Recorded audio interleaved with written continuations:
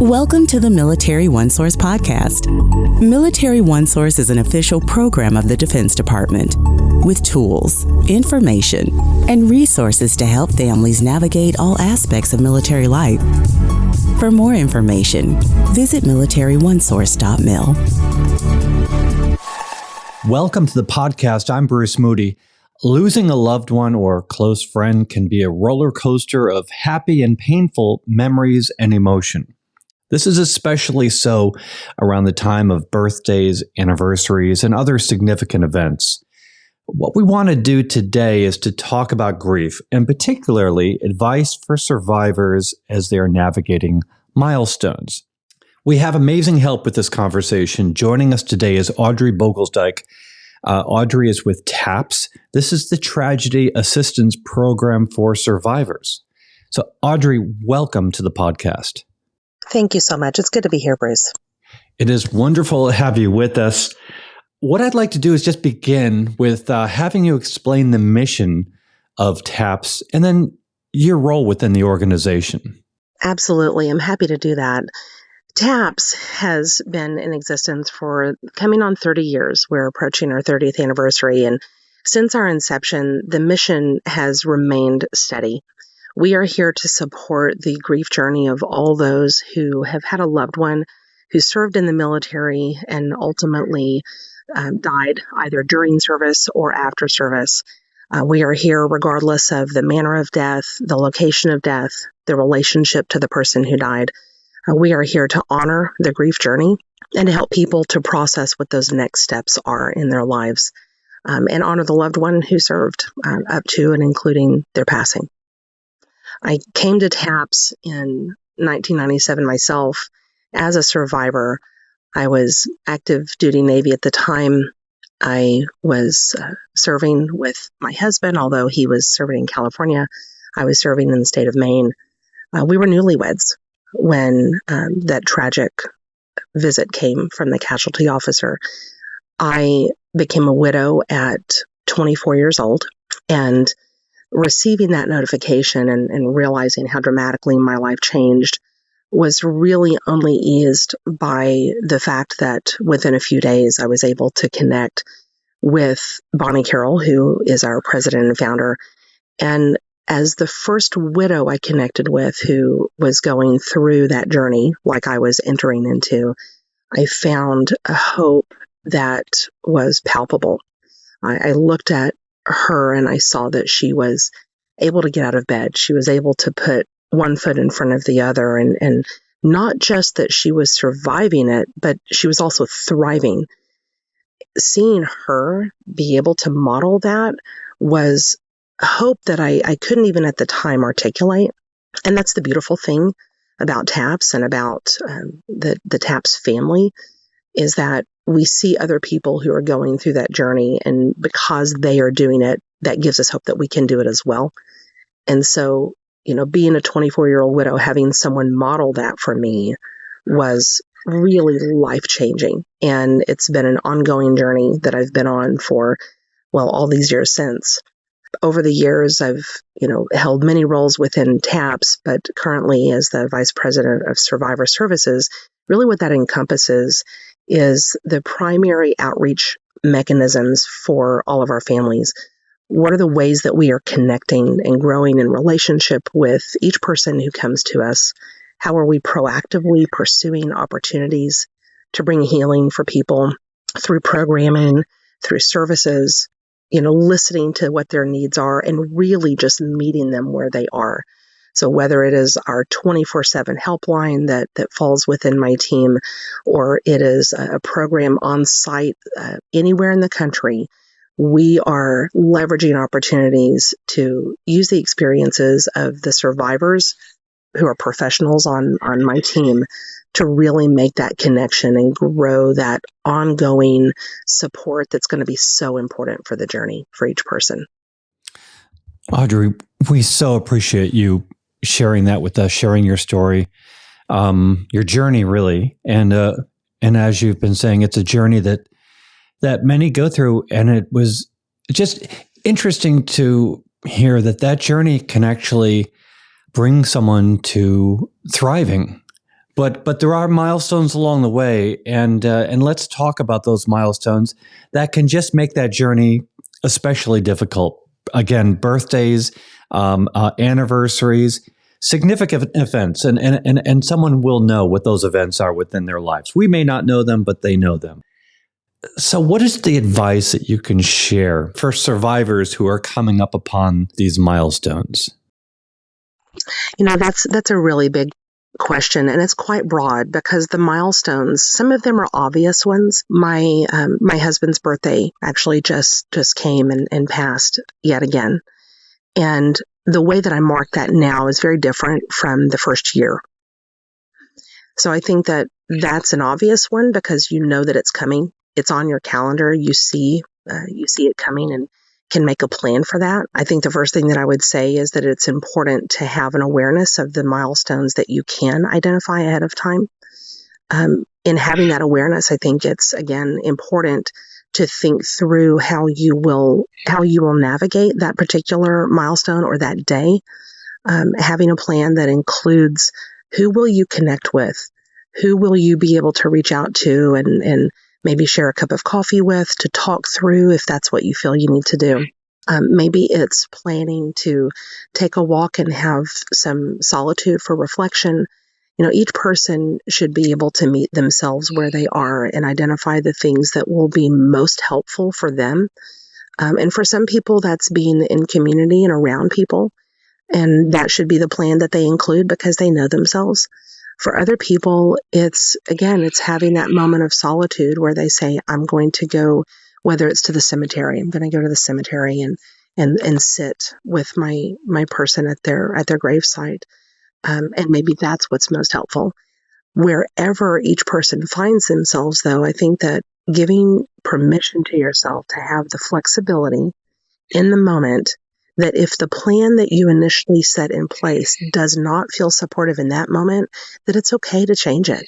It's okay to shift and do something different to make sure that you are giving yourself the support that you need. And so a plan is only as good as our ability to be flexible with it. And so I think it's important to do that. These are, though, the milestones that are ones that we can see coming, that we put on the calendar. But there are others that may blindside us. Things that we aren't necessarily even thinking of as milestones, and they suddenly creep up on us. And those are the ones that can really catch us off guard. And I think in those moments, it's, again, important to have a support network.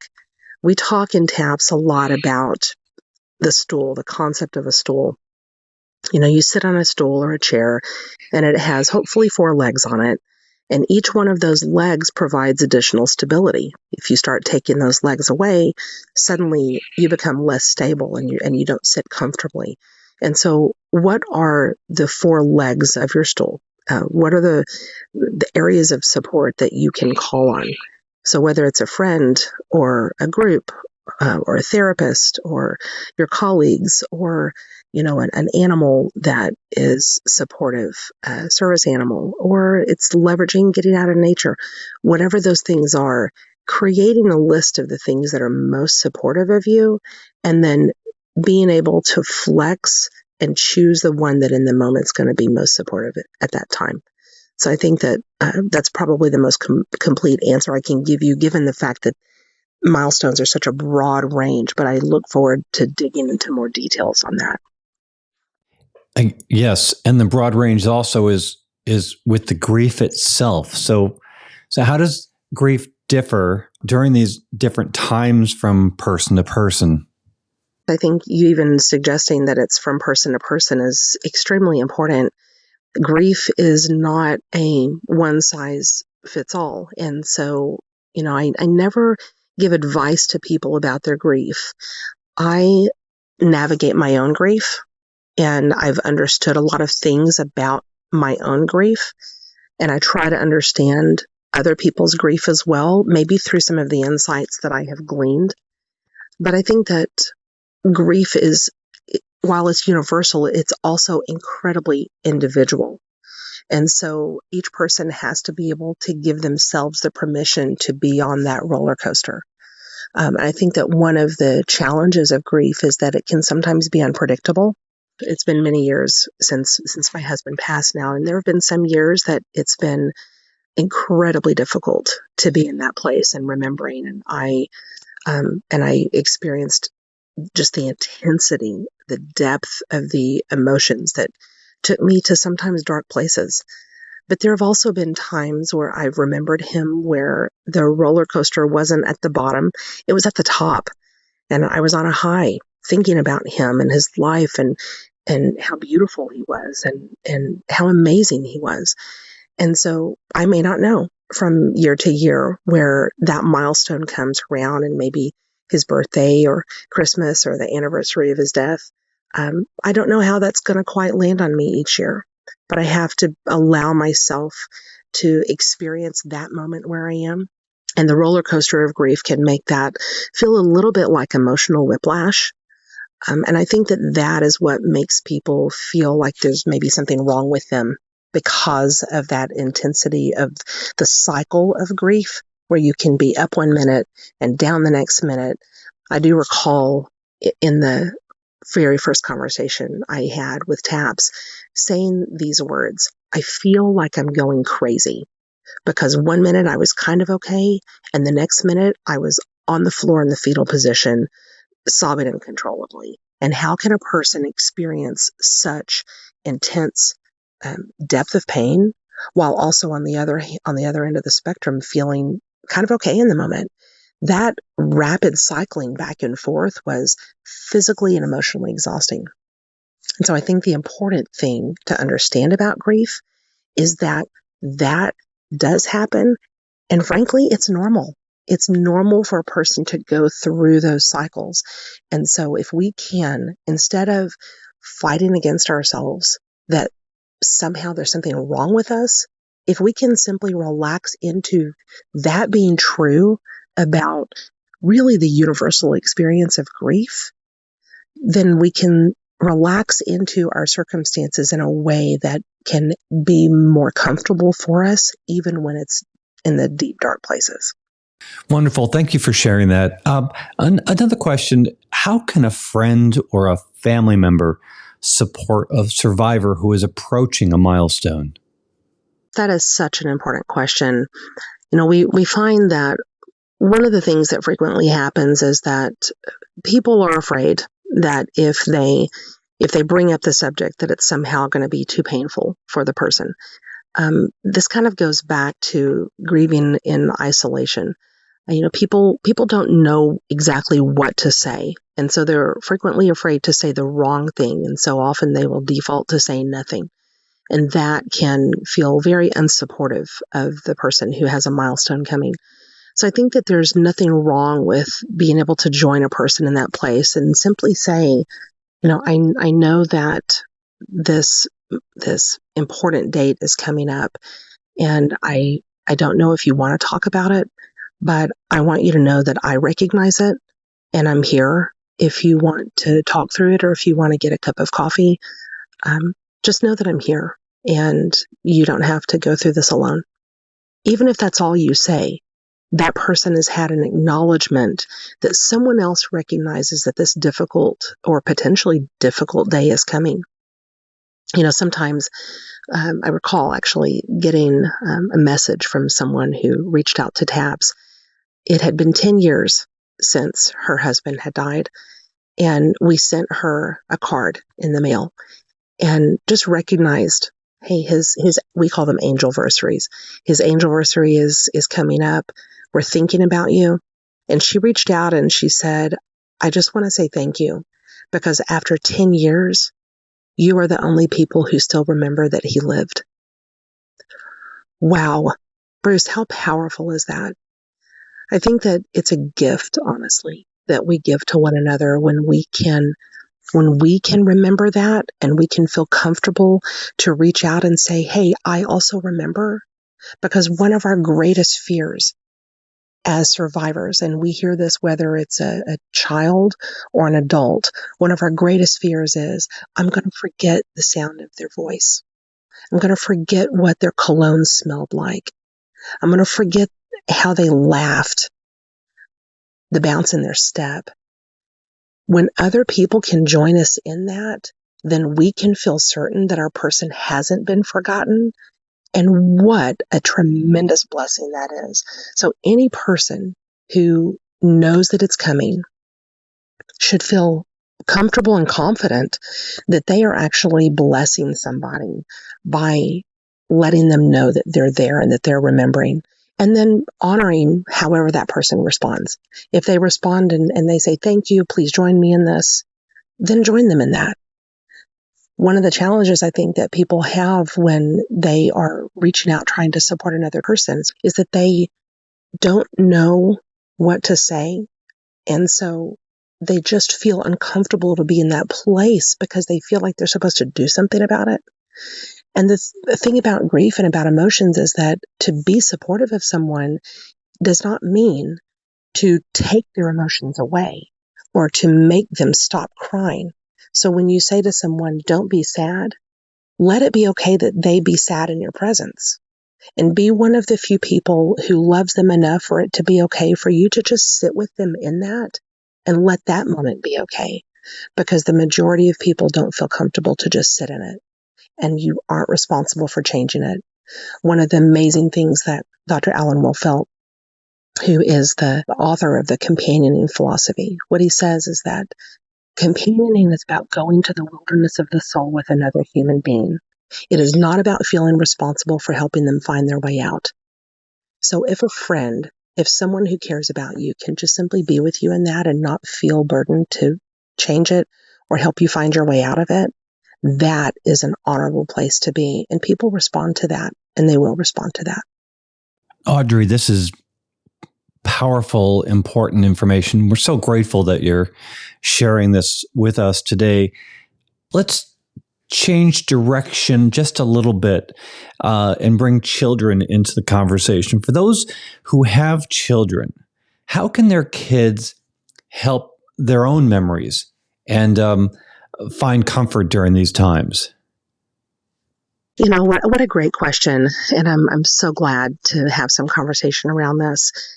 You know, one of the things that so frequently happens in families is that we begin to protect one another from our grief. It happens frequently that between children and the surviving parent, that children see the intensity of the experience their surviving parent is having. And I'll just, for ease, I'll say if it's mom. If their dad has passed, and that's certainly not universal, sometimes it's other relationships. But if their dad has passed and they see their mom's grief, frequently mom will try to hide that from the kids, crying alone so that the kids don't get worried, not talking about dad because they don't want to trigger their children, trying to protect their children from their emotion. Well, the children see it. Children are pretty intuitive, and they can tell when something's wrong.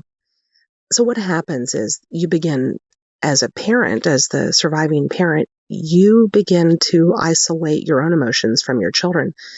But your children are doing the same thing.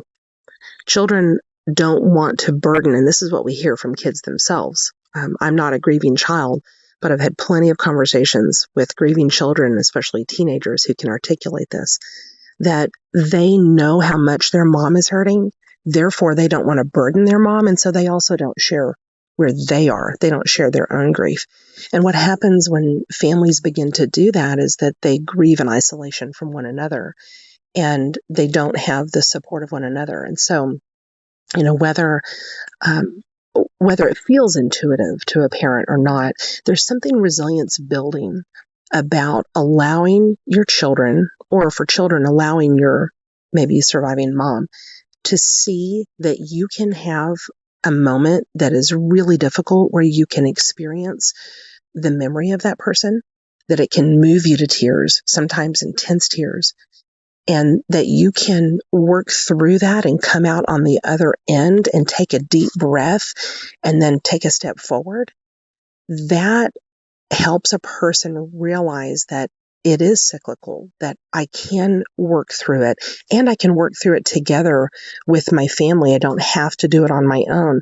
And then you're building the family unit where you're beginning to share those memories with one another, work through them together, and come out okay on the other end.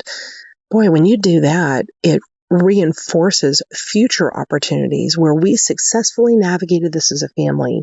And because we did it once, we can do it again. So sometimes we protect one another from those memories. You know, a lot of times, people who are surviving a death, they will avoid leaning into and remembering things, especially around those milestones, because they don't want to make other people cry. When in reality, it's not like you're suddenly reminding a person that their person died. They're thinking about it anyway. By sharing a memory, you're giving permission for them to go there with you. And then together you work through it. And what a beautiful resilience building thing that we can do for one another. One of the things that I'll say specifically about children is that they are unique.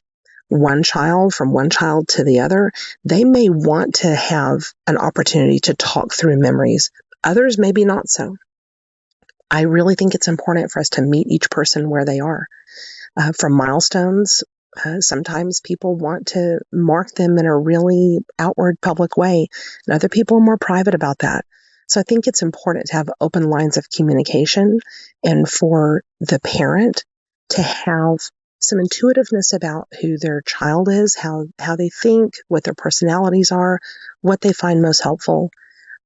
Which is very similar to, when you're in a family, some people want to maintain a wall of photos and it feels really supportive. And other family members might say, we have to take all of those down. I can't handle that. I can't walk past those and see those every day. The challenge within a family is, how do you accommodate the needs of people who are on opposite ends of that experience and that spectrum, while honoring that one needs it and one doesn't? So how do you come to points of compromise that feel supportive of each person? And I think that requires a lot of intentionality and communication with each person about what it is that they need, what do they find most helpful. And if we can lean into those questions with each person and then allow them the space to share that, we can begin to kind of build a plan for how we really honor the needs of each person individually in the family to lean into those milestones and lean into the memories in ways that feel supportive of them and what they need. There's an online memorial. So let's change the conversation a little bit. Once again, this is an online memorial. It's created by the Defense Department. It's called Military and Lasting Tribute. And I know you're familiar with it. It's what I'd like you to do is sort of describe it in terms of how it would be an outlet for survivors.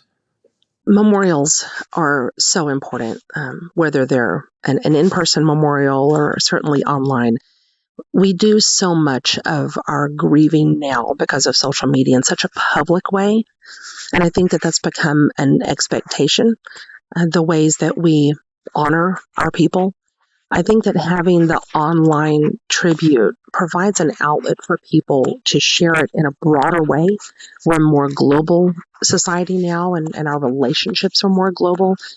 Especially being in the military, there's the family you're born into, and there's the family you create for yourself. And as a veteran myself and a member of the military, there are loved ones I have now all around the world, people that we've served with and have relationships with.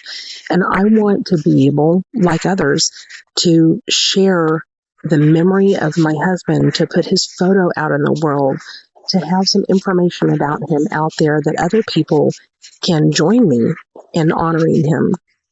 And I think that there's strength in numbers as well. Some people may feel discouraged about that, to see how many people are in that online tribute. And yet my husband and so many others, they are there with their brothers and sisters at arms. And I think it's an encouragement for people to be able to share that.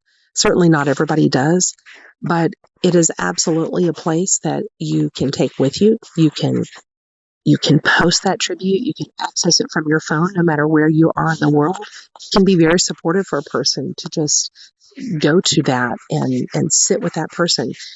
Like my husband, the only marker for him is in Indiana, and that's nowhere near where I currently live. And so I can't go there. But if I have an online tribute to him, and I can go and sit in that place, it is, for some people, the next best thing. And the continuing bond to be able to stay connected with your loved one, whether it is that online tribute or it's there at the cemetery where you have their gravestone, or it's in your own home where you have their flag and other memorabilia that is connected to them. It's that continuing bond with the person that is the important marker. And so online tributes like the one through Military OneSource is an important part of the experience of any survivor. And I highly recommend it. And anyone who has not leaned into that opportunity to remember and to put their loved one out there in the public space for other people to also honor, I think it's a beautiful thing. And I appreciate that we have access to that. We do. And we'll put a link in the program notes to this website, Military and Lasting Tribute. We're also going to put a link in the program notes to TAPS. Again, that's Tragedy Assistance Program for Survivors. Audri, as we wrap up, we're going to put a couple more links in the program notes. And one of them is a link to Military OneSource and the counseling that we offer. For someone who just needs to reach out and talk to somebody, how might Military OneSource be a resource to take advantage of? I think it's important to lean into any resources that can feel supportive. Connecting with Military OneSource, it is a fantastic clearinghouse for so many resources. Sometimes, making that first connection to Military OneSource will open doors for other connections that can be an ongoing source of support for that person. So I think that it's incredible to start there. Military OneSource, being such a great partner of TAPS as well, knows that we are here to further connect. And I think it's important to augment those supports.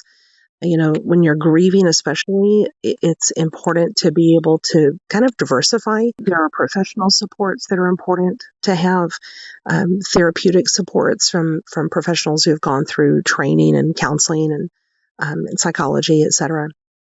And then there's also the peer support aspect of it, which is where TAPS comes in so beautifully and dovetails with the work that Military OneSource does. So whether you're connecting with a professional counselor, getting that connection either through Military OneSource or coming to TAPS and letting us help you vet those resources, it's important to know that that's one portion of your support. And then that peer support aspect, the 24/7 helpline that we operate as well. It's an opportunity to talk with someone who has also experienced that and can relate to you and build rapport with you and grow in a relationship with you. So I think that starting with Military OneSource is a fantastic resource. Again, dovetailing with TAPS and other local resources that you have, because the military family, as you know, we are spread all over the country and all around the world. And we can't put all of our eggs in one basket, so to speak. So we have to be able to leverage both the national platforms that we have through the resources, but also local resources. And so we want to work with people like you do. We want to work with people who are looking for those local resources as well that we can help them connect with. So I just think it's such an incredible resource, Military OneSource, and I've used it extensively myself, and certainly have used TAPS extensively as well over the years. Audri, we're so grateful to spend some time with you today. Thank you so very much. It is my supreme pleasure. I know this topic that we are leaning into is something that we could talk about exhaustively. Being able to a little bit scratch the surface today, if anyone listening can have the hope that they are not alone in this, that the milestones, they will come. But as you have a plan and connect with other people who can support you through that, it can wind up easing a journey that is incredibly difficult at best, and nonetheless can be incredibly helpful when you surround yourself with people who can love you through it. So thank you for the opportunity to join you here today. I appreciate your questions, and thank you so much. You're very welcome. Audri Beugelsdijk of TAPS. Great to have you with us. And want to remind you all that Military OneSource is an official resource of the Defense Department. We always look forward to hearing from you. Click on the link in the program notes, send us a comment, question, maybe an idea for a future episode. And be sure to subscribe to this podcast wherever you listen to your podcasts, because we cover a wide range of topics to help military families navigate military life. I'm Bruce Moody. Thank you very much for listening today. Take care. Bye-bye.